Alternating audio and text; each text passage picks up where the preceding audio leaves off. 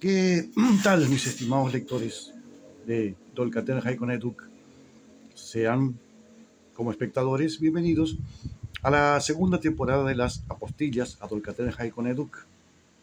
Hay algunos cambios, ya van a empezar a notarlos. Esa oscuridad casi completa que se encuentra a mis espaldas será el nuevo escenario y vamos a realizar una suerte de nueva documentación para poder explicar otros temas acerca de varios aspectos que tiene la novela. El título de este 11º episodio está compuesto por 4 términos que es posible que les suenen extraños. De hecho, 2 de ellos son inventados y otros 2 son arcaísmos. Explicaré el significado de ellos cuando termine este episodio. Hace mucho tiempo, uno de los primeros lectores, un amigo mío, dijo que le incomodaba un poco encontrar aquí y allá en el texto palabras cuyo significado no conocía. Y textualmente me dijo, se le hacía como que le estaba engañando. Tiene sentido pensarlo así, porque si uno emplea un lenguaje rebuscado y bastante exótico, por no utilizar otros términos, hablando de términos, bueno, puede dar la sensación de que está emitiendo un texto que es emitiendo un discurso que suena a engaño. En realidad la literatura es engaño, porque uno pretende, mediante una ficción, dar verosimilitud a lo que está relatando. Sí, pero hay engaños y engaños. Bueno, uno de los engaños, y que hablaremos en este episodio, es casualmente el tema de los engaños por el vocabulario. Aquí nada es lo que parece. En realidad, en casi toda literatura nada es lo que parece. Pero vayamos por partes. Son muchos los autores que han ideado palabras nuevas e incluso lenguajes complejos nuevos. Yo también he elaborado rudimentariamente algunos lenguajes para el relato. Y muchos de los términos que otros autores inventaron acabaron con otro sentido. Y otros incluso fueron palabras que pasaron a formar parte del idioma muchas veces. Hagamos un breve repaso acerca de autores que también inventaron palabras, frases e incluso idiomas enteros. Anthony Burgess, el autor de La Naranja Mecánica, introduce todo un nuevo lenguaje, el Natsat, compuesto de palabras en ruso ligeramente modificadas y otras de su invención. Dawkins acuña el término meme en el año 1976, referido originalmente a fragmento de cultura transmitido de una a otra generación con sentido propio. William Gibson aporta en los 80 el término ciberespacio, con el sentido de alucinación colectiva consensuada, y no con el sentido actual de red de computadoras. Charles Heller, en la década del 70, nos remite a todo un término que es todo una fórmula, trampa 22 o catch 22. Se ha referido a una paradoja. La paradoja inicial era que si uno declara que está loco, evidentemente no lo está, o no lo diría. Es una paradoja que se da muy comúnmente en la vida diaria. James Joyce, en su novela Finnegan's Wake, nos da el término quark, aunque no referido a nada de la física teórica, por supuesto, sino más bien algo gastronómico, un requesón hecho con leche agria. Mailer ubicó la palabra factoide en su biografía de Marilyn Monroe, refiriéndose a un hecho breve e interesante. A veces es usado en un sentido, a veces en otro. El autor de Paradise Lost, John Milton, se dice que ha aportado al idioma inglés unas 630 palabras. Por ejemplo, pandemonium, y otras, superando de este modo a William Shakespeare en aporte idiomático. La palabra nueva con que Sir Thomas More contribuye ya figura en el título de su obra, otro juego de palabras entre sin lugar y buen lugar, el término conocido como utopía. George Orwell fue otro que, como Anthony Burgess, aportó en su relato todo un nuevo lenguaje, que en este caso, literalmente, se llama Newspeak, el idioma ideado. Theodor Seuss Geisel, conocido como el Dr. Seuss, también es padre de un término hoy muy utilizado, nerd, pero que tampoco tenía el sentido actual, aunque sí uno muy semejante. William Shakespeare, el gran dramaturgo inglés, fue sobreestimado, atribuyéndosele miles de palabras que en realidad ya existían antes de él. Unas, eso sí, 630 palabras son decididamente de su autoría.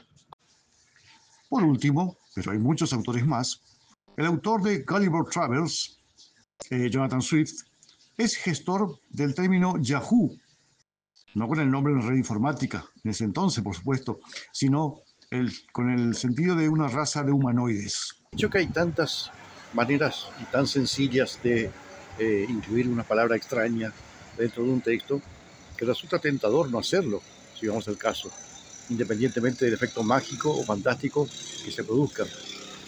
Podemos simplemente tomar un arcaísmo y utilizarlo de manera corriente dentro del texto.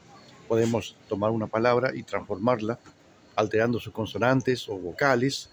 Podemos dar de vuelta una palabra entera. Podemos tomar una palabra de otro idioma y cambiarle una o dos cosas para que parezca otro idioma, efectivamente.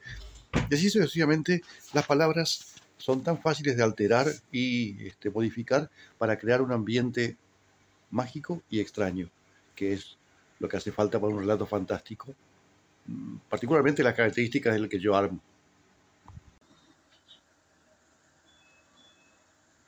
Ya desde el primer video de las apostillas a Dolcater Haikonetuk, y en posteriores, cuando se habla acerca de la naturaleza, acerca de la fauna y la flora del mundo imaginario, se utilizan términos que pueden ser a veces fácilmente reconocibles como palabras con las que designamos nosotros árboles, plantas y animales de nuestra región, apenas disimulados mediante una transliteración, mediante una metátesis en las vocales o mediante el añadido de una sílaba o la sustracción de otra.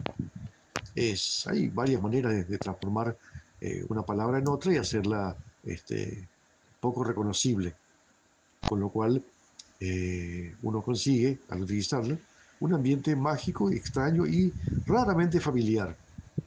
De hecho, siempre se invita a ver qué árbol o qué animal de la zona se oculta detrás de tal o cual nombre. Y esto lo he hecho también con los nombres geográficos, con el término alterantes naturales, los alterantes natarlas, etc. En varios videos, reitero, de esta serie puede verse cómo se han introducido palabras que en cierto modo ya existían, pero no en la forma en que los presento yo. Es decir, como neologismos o como arcaísmos curiosamente fabricados. Mención aparte debo hacer al hecho de que también hay idiomas inventados que aparecen en forma de verdaderas frases o párrafos incluso en uno que otro punto del texto de la novela, de la saga. Y qué decir del nombre de las etnias o razas que pueblan el planeta. Bueno, en todos lados van a encontrar palabras inventadas y palabras que existieron en otra época y que las adopto acá para dar una idea de lugar curiosamente familiar. Los calumetes, de hecho, no son otra cosa que artefactos semejantes a pipas, ¿sí? Donde colocar el abacum, la hierba que se fuma, y, por supuesto, utilizarlo como lo que nosotros llamamos una pipa. Eso es un calumete. Lo segundo es lo que se conoce como un modo de equipaje, una mochila antigua, un navío, un objeto donde llevar las pertenencias de cada uno durante el viaje. Una mochila. Eso es, aparentemente, una marjuleta. El tercer término, como el anterior, también es un arcaísmo. Una faltriquera es una bolsa sujeta a la cintura mediante una correa o cinto, donde se llevaban también efectos personales, una especie de muy pequeña mochila o cartera. Eso es una faltriquera, el segundo arcaísmo del grupo. Y la cuarta y última palabra, a la cual no he podido encontrar un dibujo que la haga de referencia, es un término con el que se designa a los conductores de vehículos, los que manejan un vehículo determinado, sea este un vehículo terrestre o aéreo o fluvial o marítimo. Bueno, la idea de Kubernetes es aquel que conduce o dirige un vehículo determinado.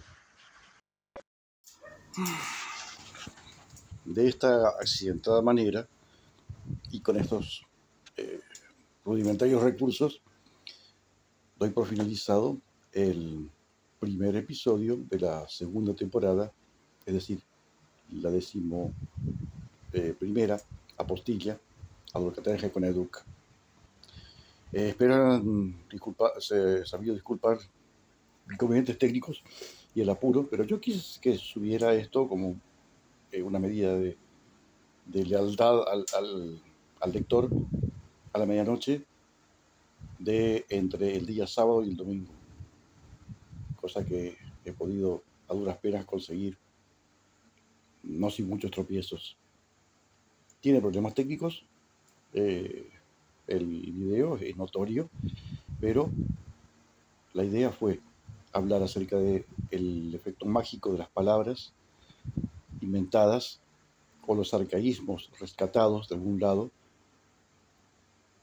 y los neologismos implementados para crear una atmósfera surrealista, extraña, incluso algunas veces melancólica.